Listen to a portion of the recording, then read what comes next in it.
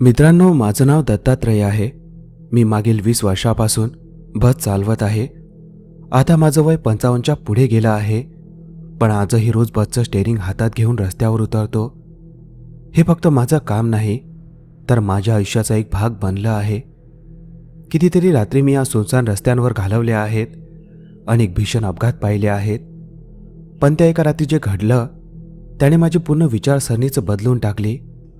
तो हिवाळ्याचा एक थंड संध्याकाळचा वेळ होता. मी माझी सरकारी बस घेऊन चंद्रपूरमधल्या एका छोट्या गावातून नागपूरकडे जात होतो. माझ्यासोबत कंडक्टर संदीप होता. बसमध्ये साधारण 15 ते 20 प्रवासी होते. रात्रीच्या ड्युटीचं एक वेगळं वातावरण असतं. कमी प्रवासी, सुनसान रस्ते आणि एक विचित्र शांतता जी कधीकधी भीतीदायक वाटते. आम्ही एका छोट्या गावातून पुढे निघालो होतो. पुढे जवळजवळ 20 किलोमीटरपर्यंत पूर्ण सुनसान रस्ता होता. दोन्ही बाजूंनी दाट जंगल आणि मध्ये एकटाच रस्ता. लोक म्हणतात की त्या रस्त्यावर रात्री विचित्र आवाज ऐकू येतात, पण मी कधीच या गोष्टींवर विश्वास ठेवला नव्हता. मला वाटायचं लोक उगाच स्वतःला घाबरवतात. पण त्या रात्री जे घडलं त्याने माझा विश्वासच हादरवून टाकला. बस आपल्या गतीने धावत होती. खिडकीतून थंड वारा आत येत होता. अचानक मला असं वाटलं की कुणीतरी हुंदके देत रडत आहे. सुरुवातीला मला वाटलं हा माझा भ्रम असेल, पण काही क्षणांनी तोच रडण्याचा आवाज पुन्हा ऐकू आला. ती हलकीशी कुजबूज नव्हती, तर जणू कुणीतरी वेदनेने तळफळत रडत होतं. मी मागे वळून पाहिलं. सगळे प्रवासी आपल्या जागेवर बसले होते. कोणी झोपले होते, कोणी मोबाईलमध्ये गुंतले होते. संदीपही खिडकीतून बाहेर बघत होता. मग हा आवाज कुठून येत होता? संदीप, तुला काही आवाज ऐकू येतोय का? मी विचारलं. काय सर? तो थोडा चकित होऊन म्हणाला. कोणीतरी रडतंय असं वाटतंय. तोही लक्ष देऊन ऐकू लागला. मग डोकं हलवत म्हणाला, नाही सर, काहीच नाही. तुम्हाला असं का वाटलं? मी काही बोलणार इतक्यात अचानक बसच्या समोर काहीतरी झपाट्याने पळताना दिसलं. तो माणूस होता की प्राणी हे कळलंच नाही. मी लगेच ब्रेक दाबला. बस जोरात झटका देत थांबली आणि त्याच क्षणी एक बाई वरून खाली पडत थेट बसच्या काचेला धडकली. मी स्वतःच्या डोळ्यांनी ते पाहिलं होतं. तिने लाल साडी नेसली होती, केस मोकळे, लांब आणि पाय पूर्ण अनवाणी. संदीपचीही भीतीने किंकाळी निघाली. पण बस थांबताच मी काचेतून खाली पाहिलं. तिथे कोणीच नव्हतं. सर, ती बाई कुठे गेली? संदीप थरथरत्या आवाजात म्हणाला. मागून प्रवासी ओरडू लागले, अरे भाऊ, नीट बस चालवा. असं अचानक ब्रेक का मारलात? पण मी आणि संदीप आम्ही दोघं एकमेकांकडे अविश्वासाने पाहत होतो, कारण आम्ही दोघांनीही त्या बाईला स्वतःच्या डोळ्यांनी पळताना पाहिलं होतं. पण आता ती तिथे नव्हतीच. माझ्या डोळ्यांनी पुन्हा पुन्हा समोरचा रस्ता पाहिला. जिथे काही क्षणापूर्वी ती बाई पडली होती तिथे आता फक्त रिकामा रस्ता होता. संदीप हळू आवाजात म्हणाला, सर, आपल्याला खाली उतरून पाहायला हवं. कदाचित कुणाला दुखापत झाली असेल. मी हलकीशी मान ढोलावली आणि बसचं दार उघडून खाली उतरलो. संदीप माझ्या मागोमाग उतरला. थंड वाऱ्याचे झोत चेहऱ्यावर आदळत होते. चारही बाजूंनी दाट अंधार. बसच्या हेडलाईटची प्रकाशरेषा रस्त्यावर पळत होती, पण त्या प्रकाशाच्या टोकांपर्यंत काहीच दिसत नव्हतं. रस्त्याच्या दोन्ही बाजूंना जंगल आणि त्या जंगलात अजून गडद अंधार. आणि तेव्हाच मला स्पष्ट जाणवलं, जणू झाडांच्या आडून कोणीतरी आमच्याकडे पाहत होतं. पण जेव्हा मी नीट पाहिलं तेव्हा तिथे काहीच नव्हतं. संदीप बसच्या समोर वाकून पाहू लागला, पण तिथे सुद्धा काहीच दिसलं नाही. तो सरळ उभा राहिला आणि म्हणाला, सर, आपण जे पाहिलं होतं ते खरं होतं ना? मी त्याच्याकडे पाहिलं. त्याच्या आवाजातली भीती स्पष्ट जाणवत होती. मी स्वतःही हादरलो होतो, पण त्याला अजून घाबरवण्याचा काही अर्थ नव्हता. मी खोल श्वास घेत म्हणालो, हो संदीप, आपण पाहिलं होतं, पण आता इथे काहीच नाही. कदाचित आपला भ्रम असेल. पण माझं बोलणं ऐकूनही त्याची भीती कमी झाली नाही. तो म्हणाला, सर, भ्रम दोघांनाही एकाच वेळी कसा होईल? आपण स्पष्ट पाहिलं होतं. एक बाई वरून पडली होती. मी बसच्या छताकडे पाहिलं. तिथे सुद्धा काहीच नव्हतं. जर कोणी असतं तर नक्की दिसलं असतं, पण तिथे फक्त रिकामेपणा होता. एक थंड शिरशिरी माझ्या पाठीमागून गेली. ही साधी घटना नव्हती, काहीतरी आपल्या समाजाच्या पलीकडचं होतं. मागून प्रवासी आवाज देऊ लागले, ड्रायव्हर साहेब काय झालं? बस का थांबवली? आम्हाला उशीर होतोय. मी त्यांच्याकडे पाहिलं. ते सगळे बेचैन होऊन आमच्याकडे बघत होते. त्यांना काय माहीत आपण स्वतःच कशात अडकलो आहोत. मी संदीपकडे पाहत म्हणालो, चल बसमध्ये जाऊया, इथे काहीच नाही. पण मी जसं बसमध्ये चढण्यासाठी पाऊल टाकलं, मला असं वाटलं जणू कुणीतरी माझ्या खांद्यावर हात ठेवला. तो स्पर्श हलका होता, पण मी स्पष्ट जाणवला. मी झटकन मागे वळून पाहिलं, तिथे कोणीच नव्हतं. आता माझं शरीर थंड पडायला लागलं होतं. मी काहीही न बोलता पटकन बसमध्ये चढायला इशारा केला आणि स्वतःही सीटवर बसलो. संदीपही शांतपणे आपल्या जागेवर येऊन बसला. मी लगेच बस सुरू केली आणि तिथून निघालो. पण बस पुढे जाताच संदीपची नजर अचानक मागच्या सीटवर खेळली. त्याचा चेहरा पूर्ण पांढरा पडला. मी हळू आवाजात विचारलं, काय झालं? तो थरथरत्या आवाजात म्हणाला, सर मागे बघा. मी हळूहळू रिअर व्ह्यू मिररमध्ये पाहिलं आणि जे दिसलं त्याने माझा श्वासच रोखला. बसच्या शेवटच्या सीटवर तिचं बाई बसली होती. तिचं लाल साडी, तिचं मोकळे केस, डोकं खाली झुकलेलं. मी पूर्ण सुन्न झालो. हात स्टेअरिंगवर गोठल्यासारखे झाले. मी कसंबसं म्हणालो, ही बाई बसमध्ये कशी आली? संदीप थरथरत म्हणाला, सर ही आधी बसमध्ये नव्हती. आपण खाली उतरलो तेव्हा कोणीही बसमध्ये चढलं नव्हतं. मग ही इथे कशी आली? माझ्या हृदयाची धडधड वेगाने वाढू लागली. ही तीच बाई होती जिला आम्ही पळताना पाहिलं होतं. पण जर ती पळून गायब झाली होती तर आता इथे कशी? मी स्वतःला सावरत हळू आवाजात म्हणालो, काही नाही संदीप, आपल्याला आपलं काम करायचं आहे. मी लक्ष पुन्हा रस्त्याकडे दिलं, पण डोक्यात प्रश्नांचा गोंधळ सुरू होता. ही बाई कोण होती आणि अचानक कुठून आली? संदीप सतत मागे पाहत होता. माझे हात स्टेअरिंगवर होते, पण घामाने ओले झाले होते. बसच्या आत हळूहळू घबराट पसरू लागली. काही प्रवासी उठून पुढे पाहू लागले. काय झालं ड्रायव्हर साहेब? बस का थांबवली होती? मी मागे न पाहता म्हणालो, काही नाही, रस्ता पाहत होतो. पण माझ्या आवाजातला कंप संदीपपासून लपला नाही. तो हळूच म्हणाला, सर ती बाई बसमध्ये कशी आली? मी काहीच उत्तर दिलं नाही, कारण माझ्याकडे उत्तरच नव्हतं. मी बसची गती वाढवली. रस्ता अजूनही सुनसान होता. हेडलाईटचा प्रकाश पुढे पसरत होता, पण चारही बाजूंना फक्त काळोख. मी हळूच पुन्हा मिररमध्ये पाहिलं. ती बाई अजूनही तशीच बसली होती, डोकं खाली, केस पूर्ण चेहऱ्यावर, जणू ती काहीतरी पुटपुटत होती.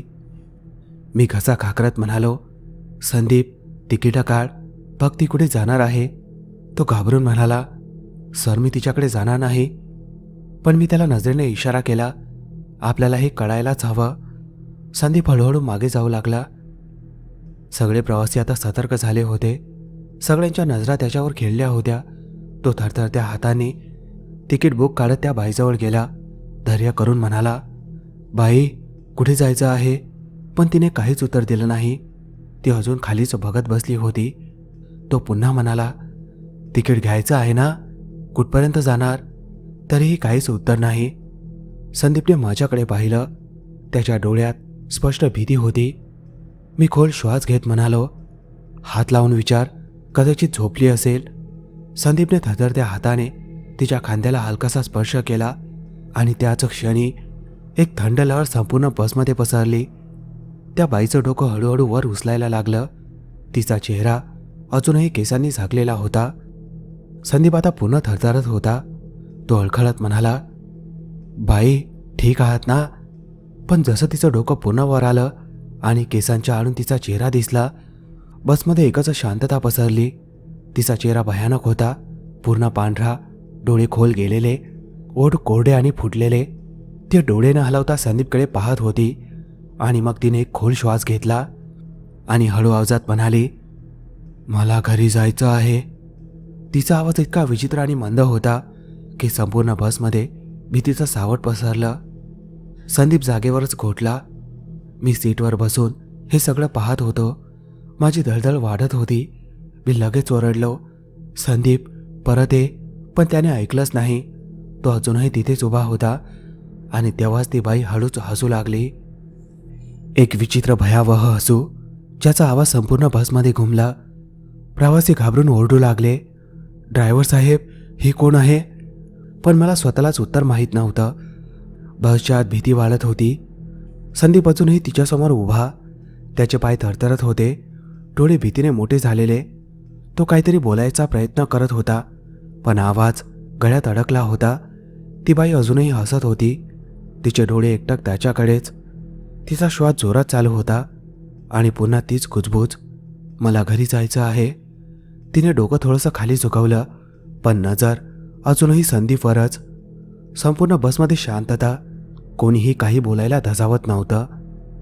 काही प्रवासी घाबरून सीट बदलू लागले. मी पुन्हा ओरडलो, संदीप, परत ये.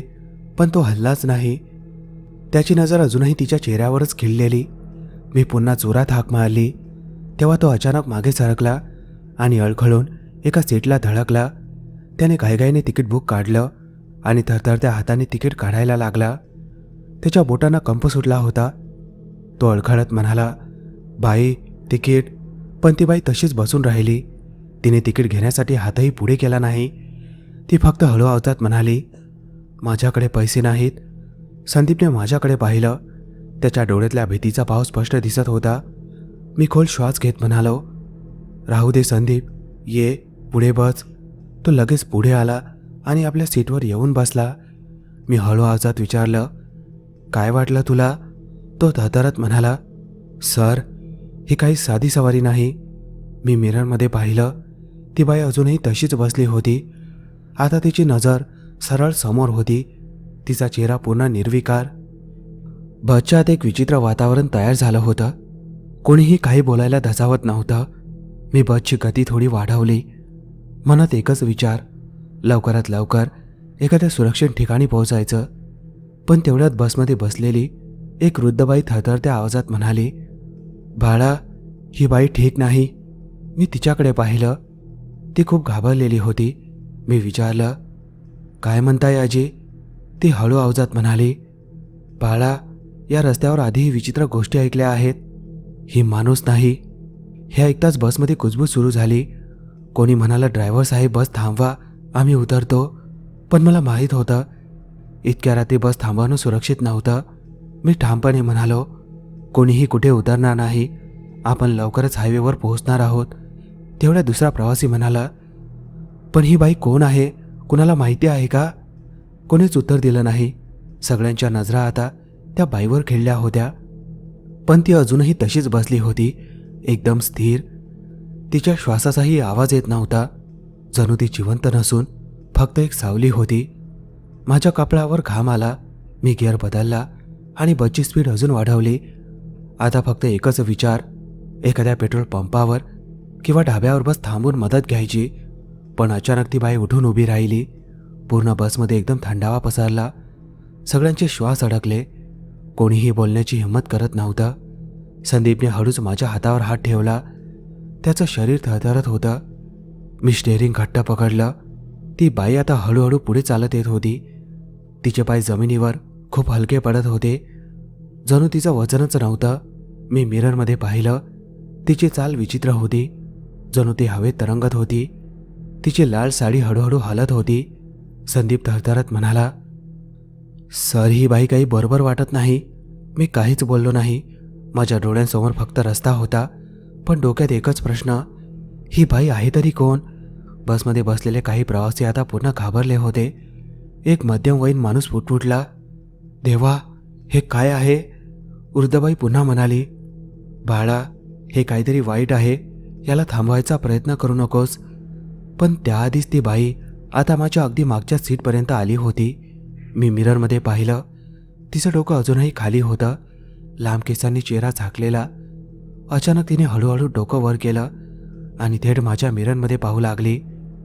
तिचे डोळे इतके भयानक होते की माझं शरीर सुन्न झालं. डोळ्यात खोल काळोख आणि पांढऱ्या पुतळ्या, जणू ते मानवी डोळेच नव्हते. तिच्या कोरड्या सुकलेल्या ओठांवर एक हलकीशी स्मित उमटलं.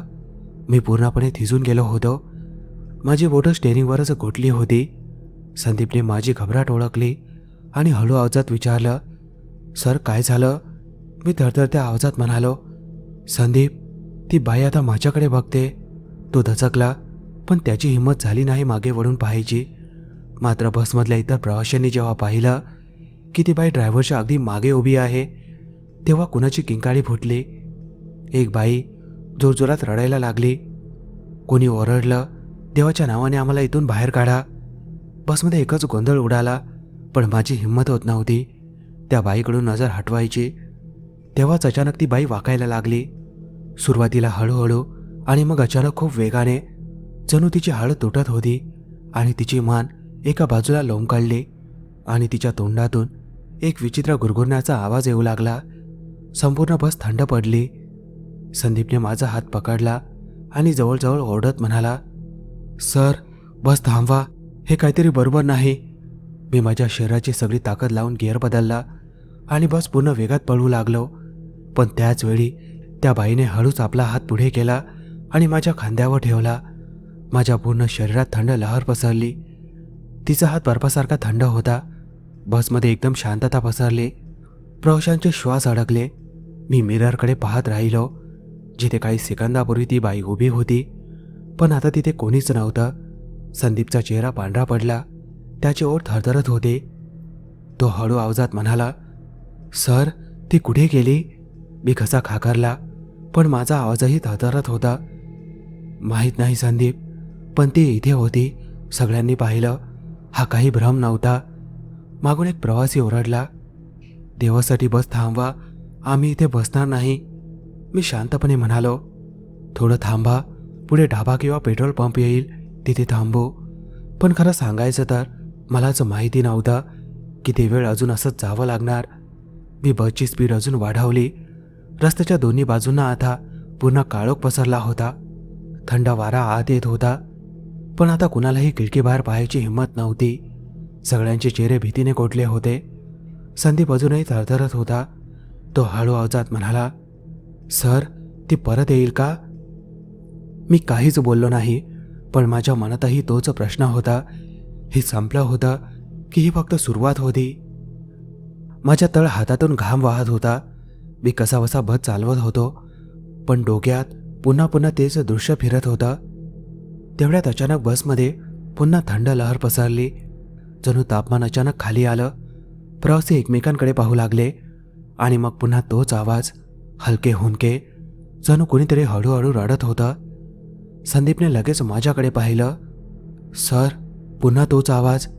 मी पूर्ण सुन्न झालो होतो. तो आवाज आता वाढत होता. जणू कोणीतरी वेदनेने तळफळत होता. आवाज बसच्या शेवटून येत होता आणि हळूहळू पुढे येत होता. प्रवाशांची धडधड वाढली. एकाने धाडस करून मागे पाहिलं आणि त्याची किंकाळी बसमध्ये घुमली. सर, मागे बघा, ती परत आली. मी थरथरत्या हाताने मिररमध्ये पाहिलं आणि जे दिसलं त्याने माझ्या अंगावर काटा आणला. ती बाई पुन्हा शेवटच्या शीटवर बसली होती. तीच लाल साडी, तीच वाकलेली मान, पण यावेळी ती हलत होती. तिच्या शरीराला झटके बसत होते. जणू एखाद्या मृतदेहाला जबरदस्ती जिवंत केलं जात होतं.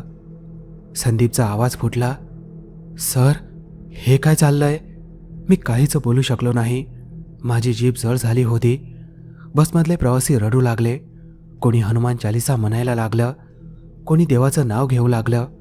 पण ती बाई तशीच बसली होती. तिचा श्वास जोरात चालू होता आणि अचानक ती उठली. बच्चा मधोमध येऊन उभी राहिली. तिची मान अजूनही वाकलेली, केस चेहऱ्यावर. मग तिने हळूच डोकं वर केलं आणि यावेळी तिचा चेहरा आणखी भयानक होता. तिच्या डोळ्यातून काळं पाणी वाहत होतं. तोंड उघडं होतं, पण आता जीभ नव्हती. जणू कोणीतरी तिचं तोंड शिवून टाकलं होतं आणि मग ती बोलू लागली, पण तिचं तोंड हलतच नव्हतं. आवाज संपूर्ण बसमध्ये घुमत होता, मला घरी जायचं आहे. बसमध्ये एकच आरडाओरडा झाला. लोक रडायला लागले. काही पुढे धावले, पण मी बस थांबवायलाही असमर्थ होतो. माझे हात घुटले होते. डोळे भीतीने मोठे झाले होते आणि तेव्हाच ती जोरात हसू लागली. तिचं हसू इतकं भयानक होतं की माझ्या अंगावर शहारे आले आणि मग ती हळूहळू हवेत वर उचलली जाऊ लागली. बसमध्ये एकच गोंधळ उडाला. कोणी सीटला चिटकलं, कोणी एकमेकांना धरून बसलं. संदीप पूर्ण थिजून गेला होता. त्याची नजर तिच्यावरच. ती हवेत तरंगत होती. तिची लाल साडी फडफडत होती. तिचे केस तिच्या पांढऱ्या जळालेल्या त्वचेवर चिटकत होते. तिचे डोळे सगळ्यांकडे एकटक. तिची बोटं वाकडी तिकडी झाली होती, जणू कुजलेल्या मृतदेहासारखी. तिचं तोंड उघडं, पण आत काहीच नव्हतं. संदीप थरथरत म्हणाला, सर बस थांबवा. पण मी काहीच करू शकत नव्हतो. बस स्वतः चालत होती. मी वारंवार मिररमध्ये पाहत होतो. ती आता पूर्ण वर गेली होती आणि तिची नजर थेट माझ्यावर. आणि अचानक ती झटक्यात पुढे आली आणि थेट संदीप समोर हवेतच थांबली. आता ती त्याच्या अगदी समोर होती. तिचे डोळे त्याच्या डोळ्यात खेळलेले. संदीपचा श्वास वेगाने चालू होता. त्याचे हात थंड झाले. ओठ थरथरू लागले. तो काही बोलू शकत नव्हता. त्याच्या डोळ्यातून अश्रू वाहू लागले. आणि मग त्या बाईने आपला काळा कुजलेला हात हळूच उचलला आणि संदीपच्या गालावर ठेवला. ज्या क्षणी तिचा हात त्याच्या चेहऱ्याला लागला, संदीपचं पूर्ण शरीर जोरात थरथरलं. त्याचे डोळे उलटू लागले. त्याच्या ओठातून पांढरा फेस बाहेर यायला लागला. त्याचं संपूर्ण शरीर जोरात थरथरू लागलं.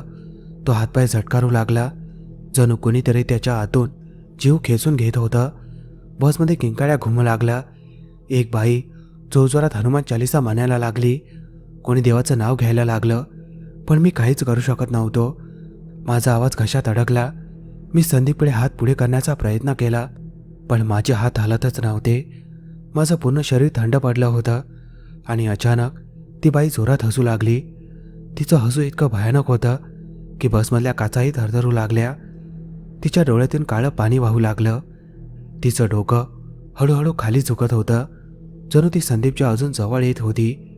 आणि मग एका झटक्यात तिने तोंड पूर्ण उघडलं आणि पुढच्या क्षणी तिने संदीपच्या चेहऱ्यावर जोरात फुंकार मारली. संदीपचं शरीर झटका देऊन थरथरलं. तो जोरात ओरडला. त्याचे डोळे मोठे झाले. ओठ थरथरू लागले. पण आता त्याच्या डोळ्यात फक्त काळोख होता. त्याचा चेहरा तसाच होता, पण त्यातला माणुसकीचा काहीच उरला नव्हता. मग हळूहळू त्याने मान वळवली आणि थेट माझ्या डोळ्यात पाहिलं. मीही त्याच्या डोळ्यात पाहिलं आणि माझं संपूर्ण शरीर शून्य झालं. तो संदीप राहिला नव्हता. त्याचे डोळे पूर्ण काळे झाले होते. पुतळ्या पूर्ण पांढऱ्या, जणू कुणीतरी त्याचा आत्मा खेचून घेतला होता. त्याच्या ओठांवर हलकंसं विचित्र हसू होतं. मान वाकडी झाली होती. आणि मग तो कुजबुजला, आता बस मी चालवणार. माझे हात स्टेअरिंगवरच घोटले. माझ्या शरीरात थंड लहर पसरली. तो अजूनही माझ्याकडेच बघत होता. त्याचे डोळे आता निर्जीव. त्याची मान अजून वाकडी होती. ओठांवर तेच हसू. बसमध्ये एकच गोंधळ उडाला. आणि अचानक त्याने मान अजून वाकडी केली आणि जोरात ओरडला, आता बस मी चालवणार. माझा श्वास अडकला. मी काही बोलायचा प्रयत्न केला, पण आवाजच निघत नव्हता. तो हळूहळू उठला. त्याचं शरीर आता माणसासारखं वाटत नव्हतं. त्याच्या हालचाली विचित्र झाल्या होत्या. त्याने हात स्टेअरिंगकडे वाढवला. त्याची बोटं वाकडी तिकडे होत होती. मी झटकन त्याचा हात पकडण्याचा प्रयत्न केला, पण जसं माझ्या बोटांनी त्याच्या त्वचेला स्पर्श केला, माझे हात सुन्न झाले. त्याच्या शरीरातून बर्फासारखी थंडी येत होती. बस अजूनही वेगाने धावत होती. बाहेर काळोख, पण माझी नजर फक्त त्याच्यावर, जो काही वेळापूर्वी माझ्यासोबत हसत होता. तो आता काहीतरी वेगळाच बनला होता. आणि अचानक त्याने डोकं झटक्यात फिरवलं आणि ओरडला, थांब. त्याचा आवाज इतका भयानक होता की संपूर्ण बस हादरली. प्रवासी अजूनही घट्ट बसले.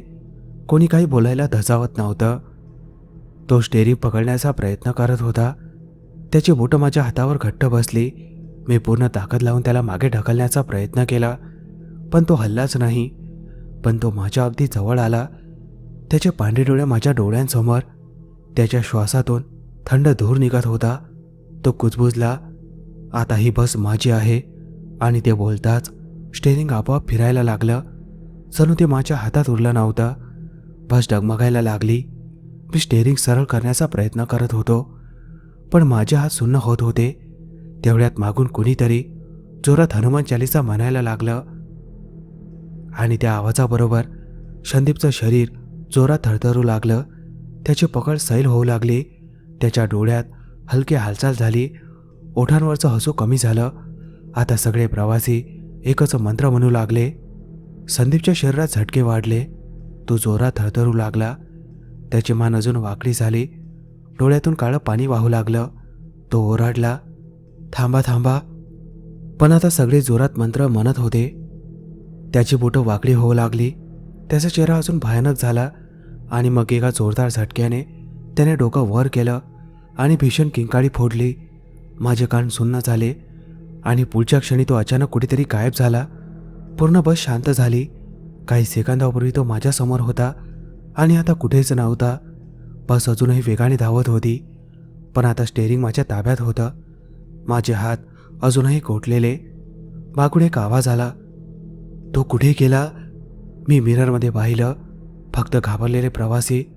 संदीप नव्हता. माझं हृदय जोरात धडधडत होतं. हे स्वप्न नव्हतं, मी स्वतः पाहिलं होतं. मी बसची स्पीड कमी केली आणि तेव्हाच एक प्रवासी थरथरत्या आवाजात म्हणाला, ड्रायव्हर साहेब, तुमच्या सीट खाली बघा. माझं शरीर सुन्न झालं.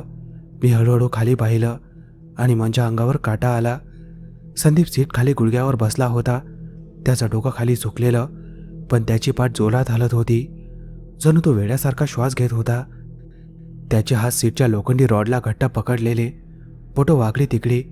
मी थरथरत्या आवाजात म्हणालो, संदीप. पण त्याने काहीच उत्तर दिलं नाही. मग हळूहळू त्याने आपलं डोकं वर उचलायला सुरुवात केली. सगळ्यात आधी त्याचे डोळे पांढरे दिसले. पुतळ्या अजूनही पांढऱ्या होत्या. मग त्याचे कोरडे ओठ दिसले, जे आता हलक्या भयानक हास्यात बदलले होते. पण सर्वात भीतीदायक गोष्ट म्हणजे त्याचा चेहरा आता आधीसारखा राहिला नव्हता. त्याचा जबडा लांब झाल्यासारखा दिसत होता. गालाची हाडं बाहेर आलेली, मान पूर्ण वाकडी. त्याचे पांढरे डोळे अजूनही माझ्याकडे खिळलेले, पण आता त्यात काहीच नव्हतं, फक्त रिकामेपणा. जणू त्याच्या आतला माणूस संपला होता. अचानक त्याने आपली मान झटक्यात सरळ केली आणि कुजबुजला, सर, मी सांगितलं होतं ना, आता मी बस चालवणार. माझ्या अंगावर काटा आला. मी काही करायच्या आत संदीपने सीटच्या रॉडवरून हात सोडले आणि झटक्यात माझ्याकडे झेपावला.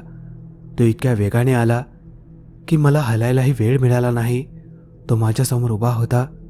त्याचे पांढरे डोळे माझ्या अगदी जवळ, ओठांवर तेच भयान हसू. तो हळूहळू माझ्या मनगड्याकडे हात वाढवू लागला आणि तेव्हाच मागून कुणीतरी मोठ्या आवाजात हनुमान चालिसा म्हणायला सुरुवात केली. संदीपचं शरीर झटक्यात थरथरलं. त्याचे हात हवेतच थांबले. त्याच्या डोळ्यात पहिल्यांदाच भीती दिसली. आता सगळे प्रवासी जोरात मंत्र म्हणू लागले. प्रत्येक शब्दाबरोबर संदीपच्या शरीरात झटके वाढू लागले. तो जोरात ओरडला, थांबा थांबा. पण कोणीही थांबलं नाही. मंत्राचा आवाज अजून वाढत गेला. संदीप सीटवर कोसळू लागला. त्याचं शरीर जोरात थरथरत होतं. त्याच्या पांढऱ्या डोळ्यातून काळं पाणी वाहू लागलं. त्याने दोन्ही हातांनी डोकं पकडलं आणि जोरात किंचाळू लागला. त्याची किंकाळी इतकी भयानक होती की माझे कान सुन्न झाले. आणि मग एका शेवटच्या जोरदार झटक्यानंतर तो खाली कोसळला. संपूर्ण बस पुन्हा थंड पडली. कोणीही हलत नव्हतं. संदीप बसच्या फरशीवर पडला होता, डोळे बंद, ओठ किंचित उघडे, पण कुठलीही हालचाल नाही. मी थरथरत खाली वाकलो, संदीप. पण त्याने काहीच उत्तर दिलं नाही. बसमध्ये सन्नाटा. प्रवासी एकमेकांकडे घाबरून पाहत होते. मी हळूहळू सीटवरून उठलो आणि त्याच्याकडे वाकलो. त्याचं शरीर थंड झालं होतं, पण श्वास चालू होते. मी त्याला हलकंसं हलवलं. संदीप, उठ, सगळं ठीक झालं आहे. पण तो शांतच. मी त्याची नाडी तपासली. धडधड खूप मंद होती, पण होती. तो जिवंत होता. माझ्या चेहऱ्यावर हलका दिलासा दिसला. मागून आवाज आला, ड्रायव्हर साहेब, आता काय करायचं? मी काही बोललो नाही. मी लगेच गिअर टाकला आणि बसची स्पीड वाढवली. आता एकच ध्यास, लवकरात लवकर सुरक्षित ठिकाणी पोहोचायचं. रस्ता अजूनही अंधारात बुडालेला. मनात एकच भीती, ते पुन्हा परत येईल का? साधारण 20 मिनिटांनी रस्त्याच्या कडेला एक पेट्रोल पंप दिसला. मी क्षणाचाही विलंब न करता बस तिथे थांबवली. दार उघडलं आणि खाली उतरलो. संदीपच्या डोळ्यात थोडी हालचाल दिसली. मी त्याला हलवलं. संदीप, उठ, आपण वाचलो. त्याने हळूहळू डोळे उघडले. सुरुवातीला त्याची नजर रिकामी होती, मग हळूहळू ओळख परत आली. तो थरथरत म्हणाला, सर, आपण जिवंत आहोत. मी मान हलवली. हो, पण आता इथून निघायला हवं. प्रवासी एक एक करून खाली उतरू लागले. कोणी देवाचे आभार मानत होते, कोणी रडत होते, कोणी म्हणालं, ड्रायव्हर साहेब, तुम्ही नसता तर आम्ही वाचलो नसतो. पण माझ्याकडे काही शब्द नव्हते. संदीप हळूहळू उभा राहिला. त्याचा चेहरा अजूनही फिकट, पण आता त्याच्या डोळ्यात ती भयानक झलक नव्हती. मी विचारलं, आता कसं वाटतंय? तो म्हणाला, सर मला काहीच आठवत नाही. फक्त एवढं आठवतं की मी तुमच्या बाजूला बसलो होतो. मग सगळं अंधार. मी शांतपणे त्याच्याकडे पाहिलं. कदाचित त्याला काही आठवत नाही, हेच चांगलं होतं. मी त्याला पाण्याची बाटली दिली. हे घे, पाणी पिये. तो थरथरत्या हाताने पाणी प्यायला लागला. तेवढ्यात पेट्रोल पंपाचा मालक आला. तो आमच्याकडे पाहत म्हणाला, सगळं ठीक आहे ना? मी काही बोलणार इतक्यात मागे उभी असलेली वृद्ध बाई म्हणाली, बाळा, या रस्त्याने पुन्हा जाऊ नको. मी तिच्याकडे पाहिलं. ती हळू आवाजात म्हणाली, या वर्षापूर्वी या रस्त्याच्या कडेला एक कुटुंब राहत होतं. नवरा बायको आणि लहान मुलगा. एका रात्री काही लोकांनी त्या माणसाची हत्या केली आणि बायको मुलाला घराबाहेर काढलं. ती बाई संपूर्ण रात्र रडत रडत मदतीसाठी फिरत होती, पण कोणीही दार उघडलं नाही. थंडी आणि भुकेने तिच्या मुलाचा रस्त्याच्या कडेला मृत्यू झाला आणि दुसऱ्या दिवशी त्या बाईचाही मृतदेह तिथेच सापडला. ती थोडी थांबली आणि म्हणाली, तीच आहे ती. ती अजूनही तिच्या मुलाला शोधते आहे. हे ऐकून माझ्या अंगावर काटा आला. संदीपने माझ्याकडे पाहिलं. त्याच्या डोळ्यात अजूनही भीती होती. आम्ही दोघं शांतपणे एकमेकांकडे पाहत राहिलो. त्या दिवसानंतर मी त्या रस्त्याने कधीच बस नेली नाही. आजही मला माहीत नाही ती बाई नेमकी कोण होती, पण त्या रात्रीनंतर मला एक गोष्ट कळली. सगळ्या गोष्टी माणसाच्या समजण्या पलीकडच्या असतात. काही रहस्य अशी असतात ज्यांना जितकं कमी चढलं तितकंच बरं. पण आजही एक प्रश्न माझ्या मनात फिरतो, जर ती बाई फक्त तिच्या मुलाला शोधत होती तर तिने संदीपलाच का निवडला? मित्रांनो, ही कथा तुम्ही कुठून ऐकत आहात ते कमेंटमध्ये नक्की सांगा. भेटूया लवकरच अशाच एका थरारक भयकथेसोबत.